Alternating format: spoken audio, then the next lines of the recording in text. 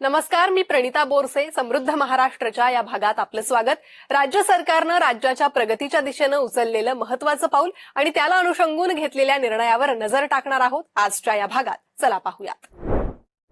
मुख्यमंत्री देवेंद्र फडणवीस यांच्या प्रमुख उपस्थितीत नुकताच मंत्रालयात राज्य शासनासोबत NTPCL, Adani power company, Reliance Industries Limited, Lalitpur power generation company limited या कंपन्यांसोबत सामंजस्य करार करण्यात आलेत. पंतप्रधान नरेंद्र मोदी यांनी भारताला ऊर्जा संपन्न राष्ट्र बनवून देशात शून्य कार्बन उत्सर्जन करण्याचे उद्दिष्ट ठेवलंय. या उद्दिष्टपूर्तीसाठी महाराष्ट्र पुरेपूर प्रयत्न करतोय. स्वच्छ ऊर्जा निर्मिती क्षेत्रात राज्यात येणारी गुंतवणूक ही देशाला ऊर्जा संपन्न राष्ट्र बनवण्यासाठी निश्चितच बळ देणारी ठरणार आहे, असा विश्वास मुख्यमंत्री देवेंद्र फडणवीसांनी व्यक्त केला. राज्यात अणुऊर्जा निर्मिती क्षेत्रामध्ये गुंतवणूक करण्यास इच्छुक असलेल्या कंपन्यांना शासनाच्या वतीनं संपूर्ण सहकार्य करण्यात येईल, असंही मुख्यमंत्री फडणवीस यांनी यावेळी नमूद केलंय. पहिल्यांदाच भारत सरकारने शांती हा कायदा तयार केलाय, ज्याच्यामध्ये न्यूक्लिअर सिव्हिलियन यूज आता अलाउ केलेला आहे.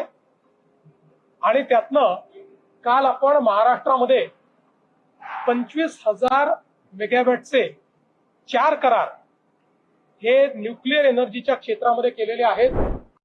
US nuclear executive mission in India अंतर्गत आयोजित न्यूक्लिअर एनर्जी इन्स्टिट्यूट आणि युएस इंडिया स्ट्रॅटेजिक पार्टनरशिप फोरमच्या वतीनं मुंबईत एक महत्वपूर्ण बैठक पार पडली. या बैठकीत मुख्यमंत्री देवेंद्र फडणवीस सहभागी झाले होते.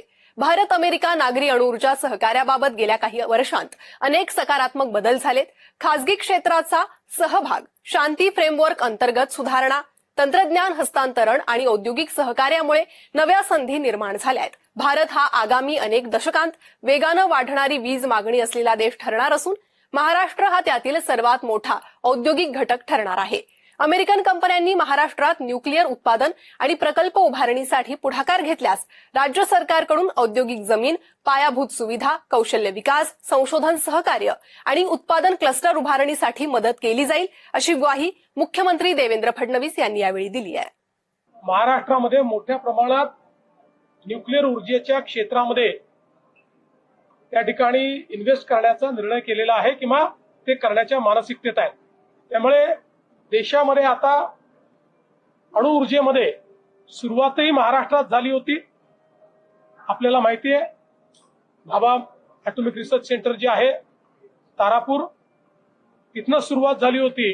ते आता पुन्हा या संपूर्ण न्यूक्लिअर एनर्जीच्या आंदोलनाला पुढे नेण्याचं काम महाराष्ट्र करेल.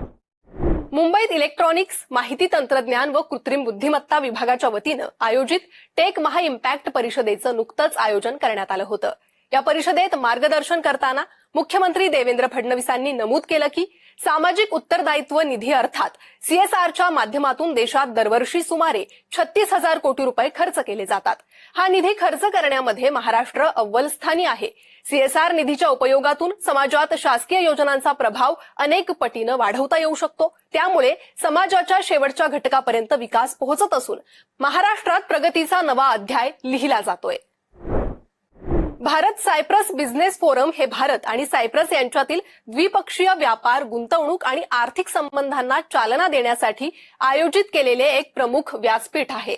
भारत सायप्रस बिझनेस फोरममध्ये मुख्यमंत्री देवेंद्र फडणवीस यांनी सायप्रसचे राष्ट्राध्यक्ष निकोस क्रिस्टोडोलिडस यांच्यासोबत प्रमुख उपस्थिती नोंदवली.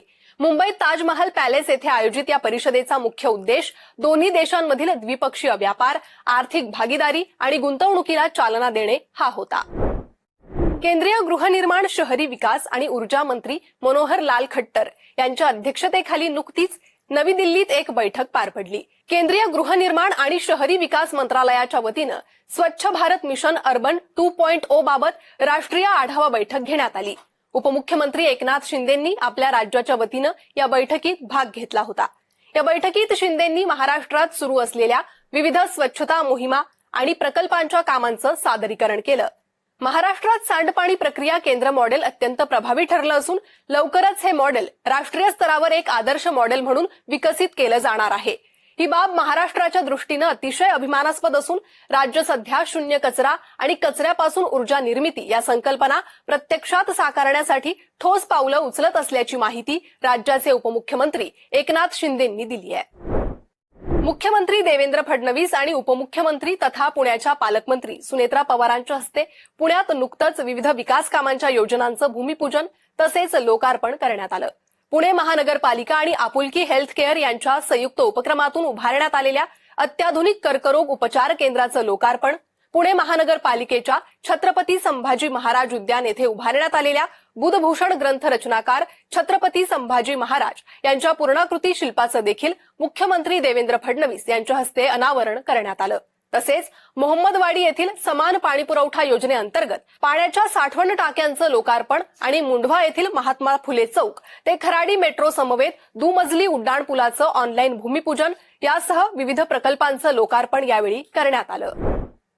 समृद्ध महाराष्ट्राच्या आजच्या या भागात एवढंच. पुन्हा भेटूयात नवीन घडामोडी आणि महत्त्वपूर्ण निर्णयांबाबतच्या नवनव्या बातम्यांसह पुढील आठवड्यातील समृद्ध महाराष्ट्र या आमच्या कार्यक्रमात. तूर्त एवढंच.